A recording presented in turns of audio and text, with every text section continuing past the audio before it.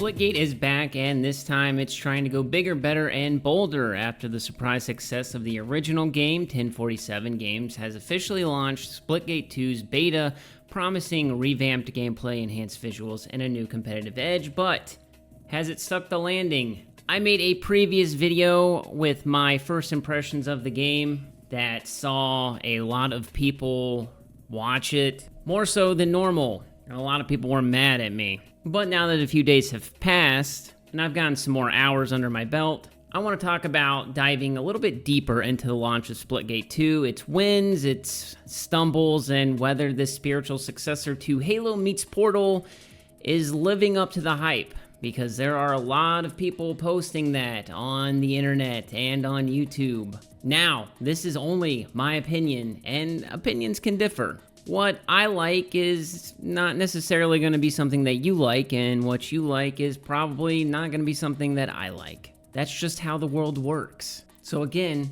just my opinion. But if you enjoy the video, make sure you leave a like. If you really want to help me out, go ahead and sub to the channel. I would love to hit 20,000 subs by the end of this year, and I can only do that with your help. So first things first, Splitgate 2 obviously didn't just come out of nowhere, but it's definitely arrived in sort of a whirlwind. For those who don't know, 1047 paused development on the original Splitgate back in 2022, and fans were wondering what was next. They received a lot of money from investors. The studio promised something bigger, a full-scale sequel built on Unreal Engine 5, designed from the ground up for modern hardware and competitive play. So let's start with the good stuff with this beta. And there's quite a bit of good things. I will say that the visual overhaul with the game being in Unreal Engine 5, it looks clean. The lighting, the textures, effects, I think are quote-unquote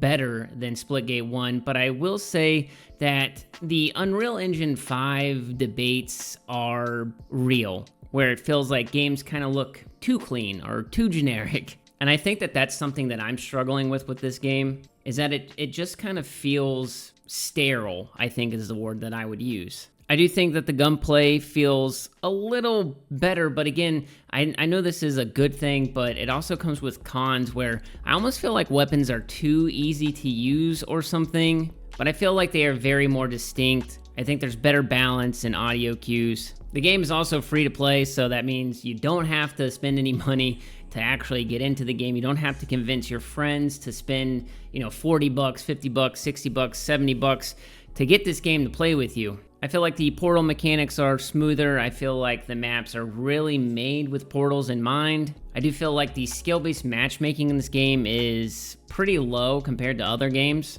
And overall, I do think that it's a improvement on the previous game in certain ways. But obviously it's not all sunshines and ponies and unicorns. I don't know, what does that even mean? The launch week was rough to say the least. Servers buckled under the load, it had long queue times, rubber banding disconnects, the desync. And while it is better now, launch impressions matter, and I do think that unfortunately Splitgate 2 stumbled here, but one of the things that they did that I commend them on is they had like actual leadership, like the CEO, founders and stuff, posting videos on Twitter, apologizing.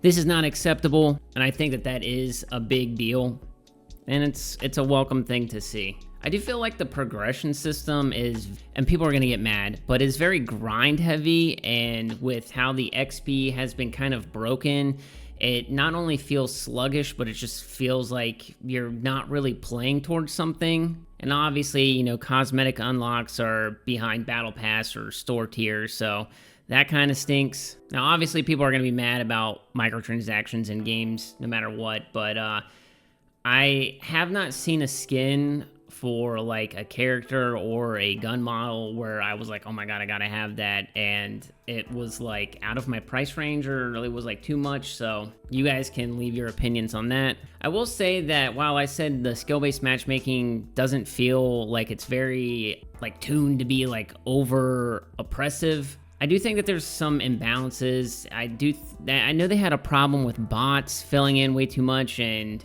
people were playing more bot placement games than what they intended. So that's kind of weird. And obviously, like, the missing game modes, like, man, I was really hoping to play shoddy snipers in this game, so hopefully they return soon. Now, from what I can tell, the community response has been mixed from tweets and YouTube comments and Reddit posts. I do think that hardcore fans are praising the game, the polish on the game, and other people are kind of missing the simplicity and the charm of the old Splitgate. I saw somebody say that this is like Splitgate Esports Edition. Others say that it lost the fun first vibe that kind of made it blow up in the first place. So where does Splitgate 2 stand right now? I think that it has a solid foundation. I don't think that it's just another live service game that will kind of just hang out in limbo. I think that, from what I can tell, 1047 has promised a steady stream of updates with maps and game modes and matchmaking improvements, and there's going to be a roadmap soon. But I think if they're going to want to hold on to players, they're going to need to move fast. And in today's FPS market, between,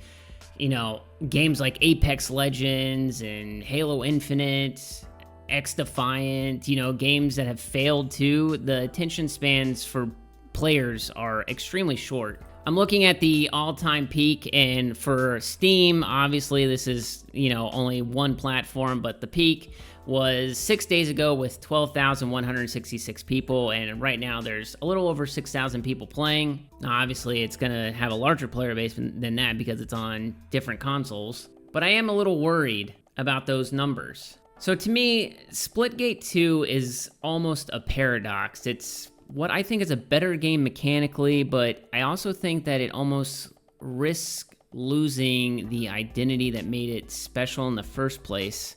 It's faster, it's sharper, it's serious, but is it still fun for the masses? I think if you absolutely love the original Splitgate, you're probably going to find a lot to love here. I think if you're looking for a super casual, chaotic shooter to fill that Halo Portal niche, then it might feel like it's trying to be taken too seriously at this point.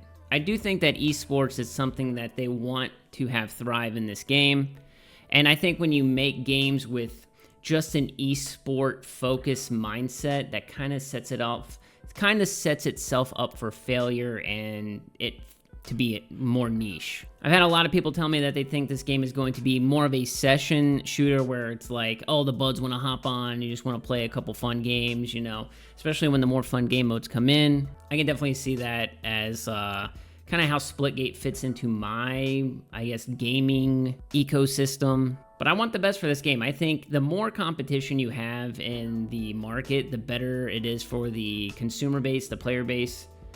It pushes other developers to be more creative and to really polish their games. So I hope the best for 1047 and Splitgate 2. But that's just my take. What do you guys think? Are you playing Splitgate 2? Is it something that you see playing a lot of time with? Is it everything you hoped for? Did it miss the mark?